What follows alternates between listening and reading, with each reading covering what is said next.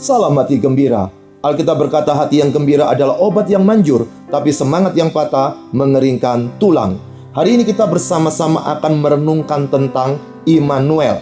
Kita seringkali mendengarkan kata Immanuel, tetapi berapa banyak orang tidak bisa menikmati Immanuel itu karena berpikir apakah betul Immanuel itu ada ataukah cuma dijelaskan di dalam Alkitab dan hanya untuk orang Kristen semata. Di dalam Alkitab 3 kali kata Immanuel itu muncul, bukan cuma di Perjanjian Baru saja dalam Injil Matius, namun juga muncul di dalam kitab Yesaya 2 kali. Hari ini kita akan merenungkan dari Yesaya pasal yang ke-7 ayat yang ke-14 yang berkata sebagai berikut. Sebab itu Tuhan sendirilah yang akan memberikan kepadamu suatu pertanda. Sesungguhnya seorang perempuan muda mengandung dan akan melahirkan seorang anak laki-laki, dan ia akan menamakan dia Immanuel. Apa yang ditulis dalam bagian ini itu bukan ditulis dalam Perjanjian Baru dan dituliskannya sekitar 700 tahun sebelum Yesus lahir. Tentu saja ini tidak berbicara tentang persoalan milik orang Kristen, tetapi ini sedang berbicara bagaimana Tuhan sedang memberikan semangat, memberikan dorongan kepada orang Yahudi. Siapakah mereka? Kita akan melihat dari Yesaya pasal yang ke-7 tadi, tapi dari ayat yang pertama hingga yang ke-4 yang berkata demikian. Firman Tuhan berkata sebagai berikut.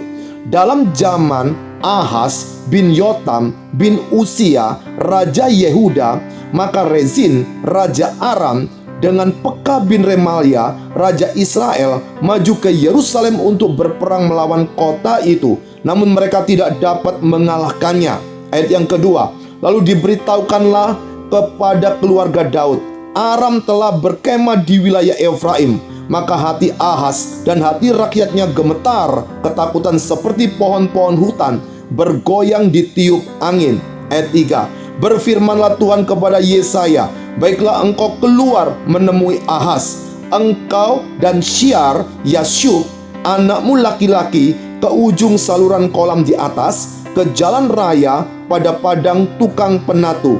Ayat yang keempat, dan berkatalah kepadanya, teguhkanlah hatimu dan tinggallah tenang, janganlah takut dan janganlah hatimu kecut, karena kedua puntung kayu api yang berasap ini, yaitu kepanasan amarah Rezin dengan Aram dan anak Remalia. Dari yang kita lihat dari Yesaya pasal ke-7 ayat pertama sampai ke-4 adalah sejarah sehingga munculnya ayat yang ke-14. Ternyata pada waktu setelah Salomo mati, kerajaan terpecah, maka Ahaz ini adalah Yehuda, dan di situ sedang bermusuhan dengan kerajaan utara yang dibantu dengan Syria yang akan menyerang Raja Ahaz. Ahaz ketakutan luar biasa. Maka dari itu, pada waktu dia tertekan, khawatir, gelisah hatinya, Tuhan Allah berfirman kepada Yesaya untuk menguatkan Ahaz. Dan disitulah muncul ayat yang ke-14 tadi tentang Immanuel. Apa makna Immanuel dalam persoalan ini? Yang pertama, dia itu penyelamat. Maka pada waktu Ahaz begitu takut, gelisah hatinya, tidak tahu bagaimana dia bisa dibebaskan, diselamatkan, maka Allah sendiri itu berkata tentang Immanuel, janji tentang keselamatan akan muncul untuk keluarga mereka ini. Maka pada waktu Tuhan Allah berkata Immanuel itu adalah penyelamat, artinya akan menolong raja ini menghadapi tekan dari dua suku bangsa di atas. Tapi yang kedua, Immanuel bukan cuma bicara tentang dia penyelamat, tetapi dia adalah pembimbing. Artinya adalah menolong Raja Ahaz dan seluruh daripada bangsa Yehuda di selatan ini untuk bisa menikmati apa yang sedang Tuhan ingin kerjakan untuk suku Yehuda ini. Maka dari itu hari ini, ketika engkau sudah menerima Yesus sebagai Sang Juru Selamat pribadi, maka Tuhan Allah tidak pernah meninggalkan kita. Artinya adalah Dia akan membimbing kita setiap hari. Namun demikian, yang ketiga, apa yang sedang ditunjukkan melalui Immanuel dari bagian ini adalah Immanuel itu adalah pelindung. Yang pertama penyelamat, yang kedua pembimbing, dan yang ketiga pelindung. Maka ketika sudah diselamatkan, maka yang kedua adalah Immanuel akan membimbing mereka. Dan jangan lupa, bukan cuma membimbing, dia akan melindungi. Maka Immanuel itu pelindung. Dia yang akan menjaga bangsa ini saat mereka tetap beribadah kepada Tuhan Allah. Bagaimana dengan kita hari ini? Kalau hari ini engkau sudah memiliki Yesus sebagai Sang Tuhan dan Juru Selamatmu secara pribadi, hari ini juga jangan engkau terus-menerus hidup dalam dosa. Ikuti apa yang Tuhan ingin kerjakan melalui hidup kita masing-masing.